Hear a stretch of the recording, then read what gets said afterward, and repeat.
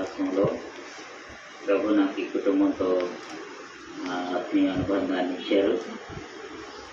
నాకు ఒక విషయం జ్ఞాపకం వస్తూ ఉంది. ఆది కాండంలో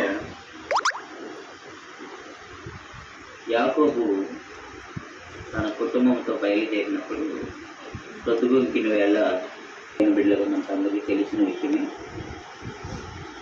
ఆ కళలో దేవదూతలు ఒక నిచ్చెన మీద ఎక్కడం దిగడం పరలోకం దేవుని వాక్యంలో చూస్తాం. నిద్ర లేచిన తర్వాత యాకోబు ఏమంటున్నాడంటే, ఈ స్థలము ఎంతో భయంకరమైనది, ఇది దేవుని మందిరమే కానీ వేరొకటి కాదు అంటాడు.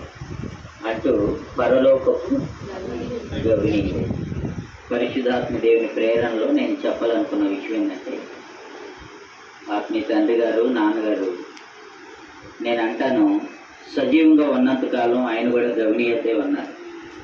కానీ ఇప్పుడు పరలోక రాజ్యములోనికి ప్రవేశించారు. దేవునికి స్తోత్రం. మానవ మాతలుగా భౌతికంగా మనకందరికీ తీరని లోటు. వారి బిడ్డలని ఓదార్చడం, ఆ లోటు తీర్చడం ఆ తల్లిగారికే కానీ ఆ బిడ్డలకే కానీ మన తరం కాదు. దేవుని వాక్యం సెలవిస్తూ ఉంది. యేసు ప్రభు వారు ఎత్తబడినప్పుడు శిష్యుల కొరకు ప్రభు ఇచ్చిన వాగ్దానం ఏంటి? వేరొక ఆదరణకర్తను మీ కొరకు.